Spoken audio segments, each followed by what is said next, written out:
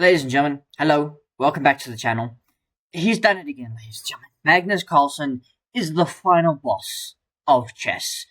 He's currently playing the Chesscom Open.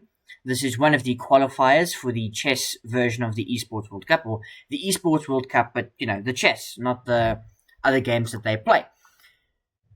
He's already qualified. He does not need to be doing this, but he's Magnus Carlsen. He's probably paid to play the event, to be fair. And he's just the absolute final boss. He wins all of the games in this video. Sorry for the spoiler. And it's just unbelievable how he does it. So his first round was against Jan-Krzysztof, who gave it a real good go. Magnus played d4, we had knight f6, knight f3, g6, and he really went for this, where we had like a Catalan-esque position, but c5, which is a critical test of the opening. Magnus could have played c4, and now we've got... So Magnus has a choice. He can push, or he can, play c4, or he can take. He's got several options. The engine really likes c4. Magnus decides to take and allow queen a5 check. And here, already, something very fascinating for me personally. Knight f d2. Not knight b d2. Not knight c3. Not bishop d2. Knight f d2 backwards. Allowing castles. Now knight to c3, queen takes c5, and the idea is knight b3. Now you and I might give a check or anything, but the best move is queen c7, or one of them, and now a4. The players have spent a minute. It's 10 minutes, knight to c6, and short castles. Now d6, a5, just a4, a5. We get bishop to f5. Jan-Krzysztof is not concerned about a6 in the slightest. He's happy to just play b6. So now we get e4, kicking the bishop. It goes to g4. And here you've got an uncomfortable choice. You either play f3 or you move your queen. Magnus decides to move his queen. Black has more than equalized this position.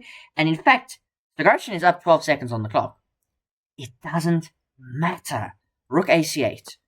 Here... h3, bishop e6, and now the best move, knight d5. Bishop takes d5, pawn takes d5. Obviously, what else were you going to capture with? You were going to capture back with your queen and hang your queen? So, pawn takes d5. Now the knight moves out to e5, and now Magnus plays c3, which is a mistake, but it's a very practical choice. A very practical choice. Queen to c4, queen back to d1.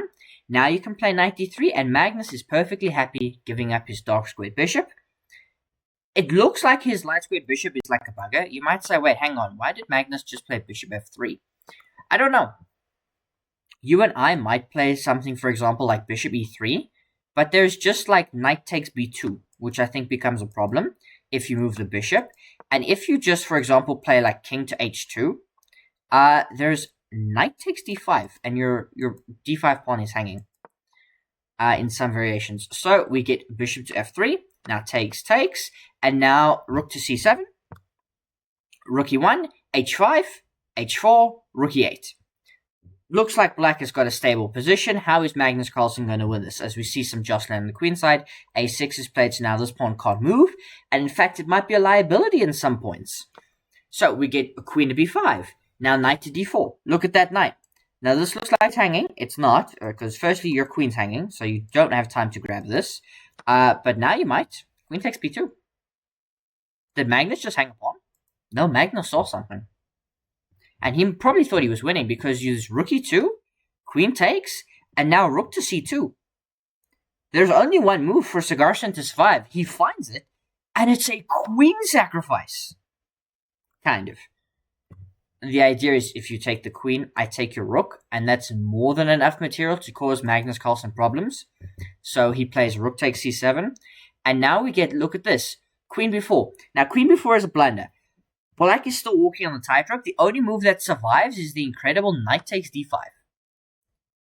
And you might say, wait, hang on, doesn't that lose? It doesn't. Because if like queen takes d4, bishop takes d4, yes, my knight's hanging. So is your rook. You move the knight anywhere. You lose this. I bring the rook, and so on and so forth. Magnus Carlsen would be winning.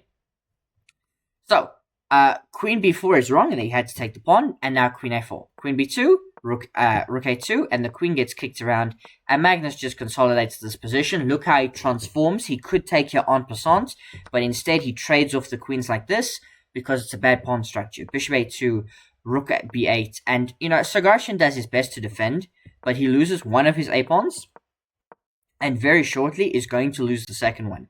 Magnus Carlsen sacrifices the rook back to pick up a4, and now bishop e5, and you might still have a hope of drawing this because it's opposite colored bishops. It doesn't matter, ladies and gentlemen. That is what this is all about. It doesn't matter. Look at Magnus. He brings the king. He gets several pawn breaks on the queen side. He brings the rook. And look at this. Right at the end, check. He pushes everything through. It looks like Sargassian has found a way through. Rook e4. You can't trade, obviously. And what are you going to do? Go back? I just push and promote. And Magnus Carlsen won his first round relatively easily at 2.5 out of the 3 rounds. And he progressed. And then he was playing Vincent Keimer. Also with the white pieces. We have d4 again, but now c4. And we get a Nimsa Indian from Magnus. From Keimer against Magnus. We get e3, short castles, a bishop d3. This is one of the most solid ways to play. Now d5, knight to f3 takes, bishop takes, and now c5. This is what black looks to do. They've made white, kind of hamper their own development. You can't get the dark squared bishop out. Black can't get the light squared bishop out, so it's a trade-off. And now c5. The idea is takes. I can trade queens with you. You lose the right to castle, and then I just take back. So white doesn't take, and often then black takes and leaves white with an isolated queen's pawn. So we get castles, takes, and all of that happens. And now b6, looking to develop the bishop out this way. You can't really do the same thing with white, because for the moment you would hang your knight. So we get queen at e2.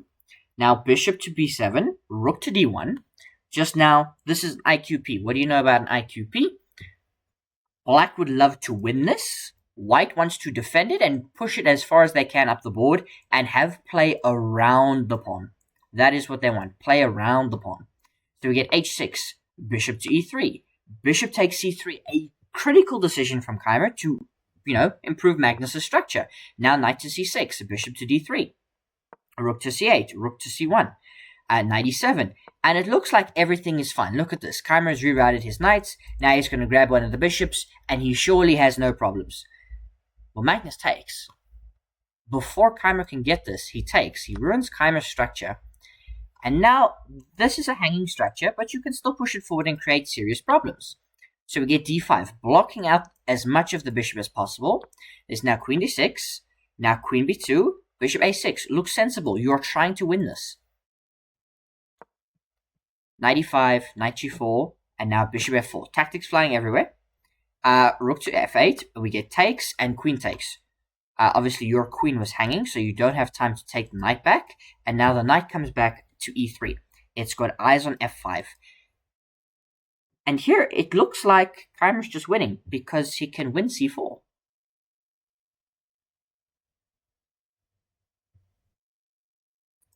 He can win c4, right? He can't win c4, because Magnus Carlsen has d6. He's now up 2 minutes on the clock. Keimer has to think. And it's over. The evaluation's only 2.7. It's over. Because you cannot stop this from spiraling. The whole black position falls apart from one pawn move. What did I say about the isolated queen's pawn? You want to push it up the board. I gave away this one pawn. This goes straight through. Being allowed to take on f5, what did it do? The pawn on e6 defended d5. And so bishop e6, you give up the bishop, and we get the trade of rooks. You're just down this knight. That is a huge problem. Queen a4 hits the rook and the pawn. Queen d2 defends both.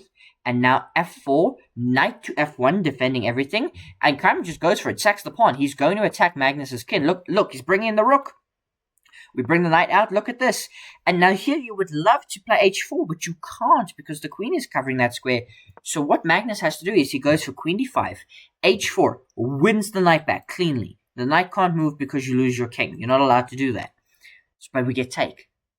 Takes on f7. King here. And now look at this. Slow move, but necessary rook d8, because while you take the time to take back, and look, Magnus has to capture the correct way. You don't want to take with the f-pawn and allow the queen in to start giving you checks.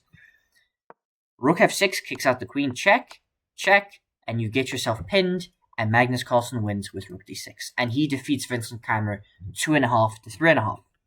The next two games, though, were challenging for him. They really, really were. He was playing Denis Lazavik. He lost the first game to Denis Lazavik. He then won the next two, and Denis Lazavik won on demand against Magnus Carlsen. So they're in Armageddon. Magnus Carlsen has the Black Peters. What does that mean? He gets draw odds. But he's playing 6 minutes and 36 seconds against 10 minutes. Denis Lazavik has almost 4 additional minutes. He's got 3 minutes and 24 seconds extra against Magnus Carlsen.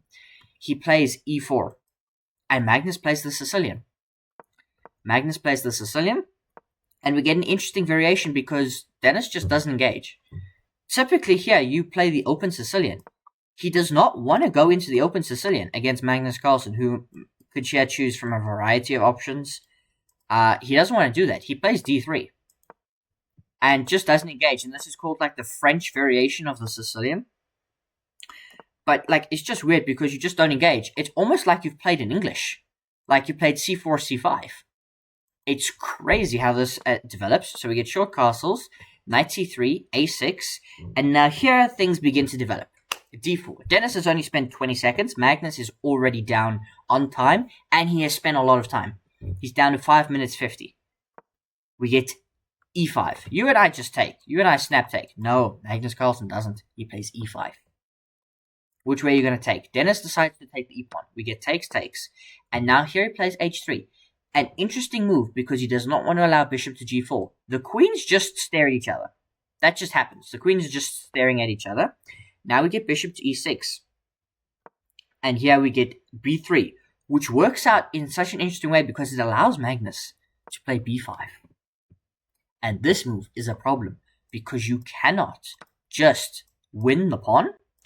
Because what I would do is I would go here, here, and I can play bishop takes, b3. And your rook is hanging on the end. So I win the pawn back. And you've gained next to nothing from this exchange, except that you've liquidated half the board. Remember, Denis has to win because it's Armageddon. So we get knight to g5, and he allows Magnus to take, but he gets the bishop. And he ruins Magnus' structure. Look at the structure. For just a moment, Magnus Carlsen has doubled isolated pawns, 2 of them, a pair of doubled isolated pawns. But now queen e7 is the wrong move.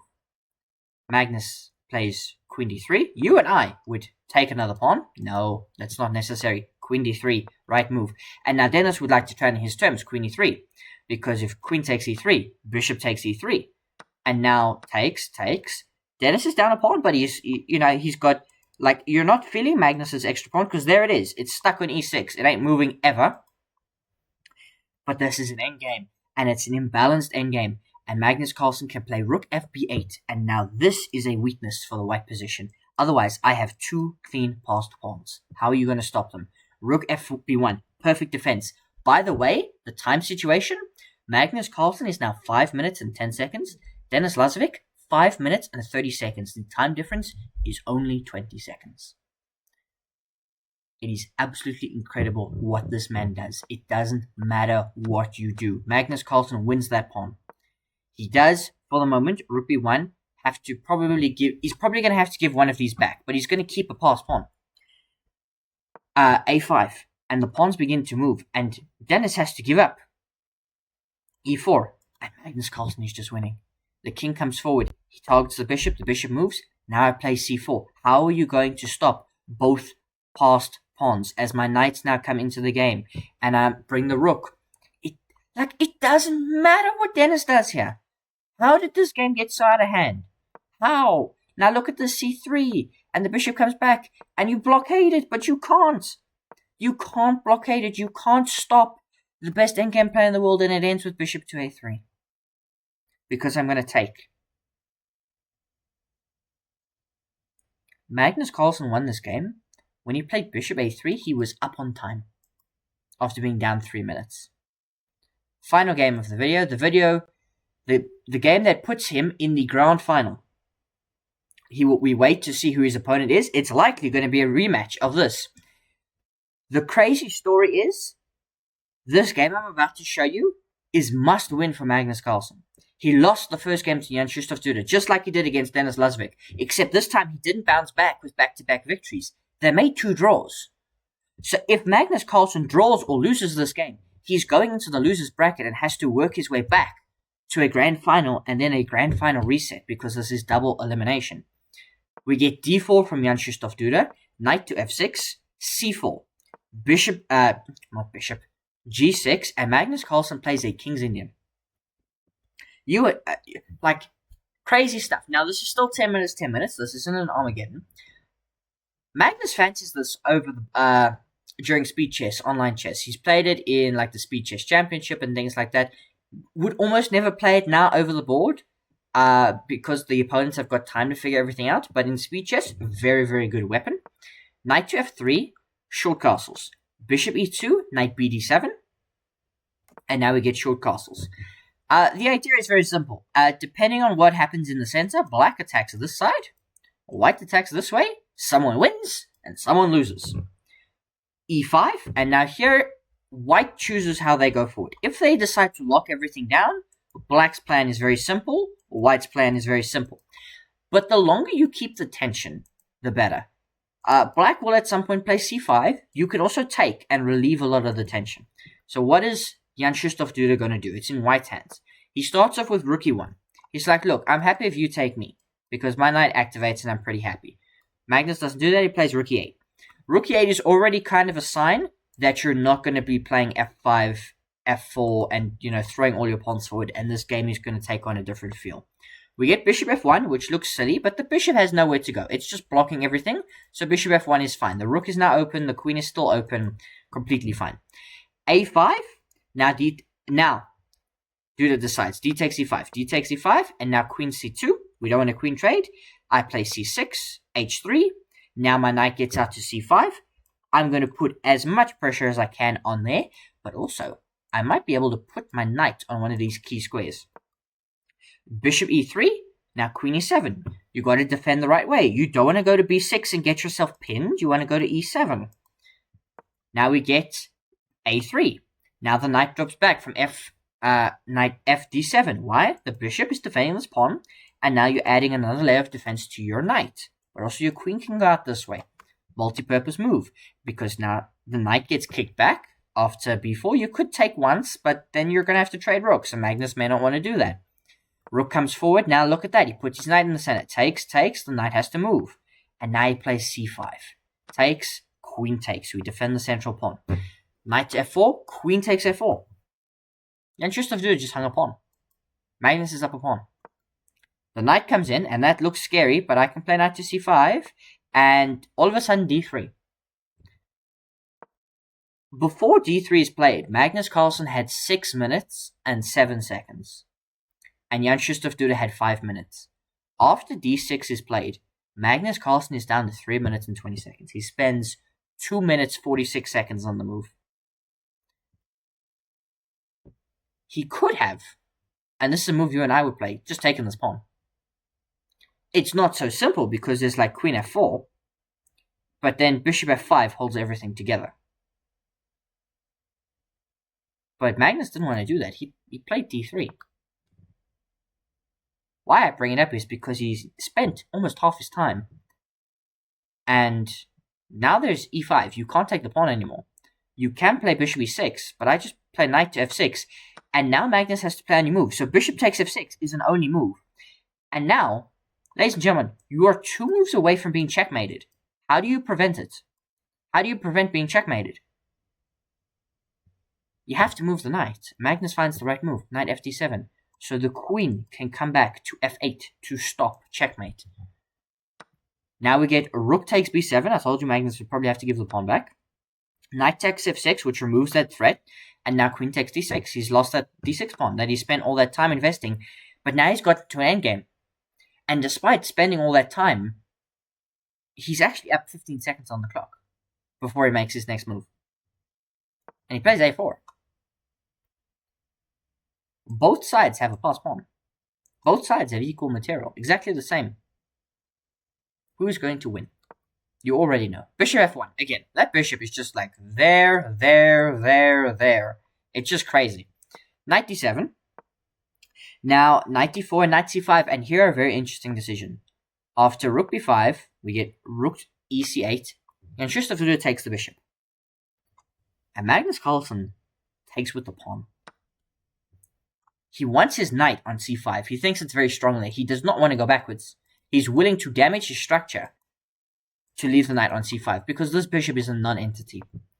The rook comes to a1, king f7. It comes to a3, king e7. The bishop comes out to e2, king d6.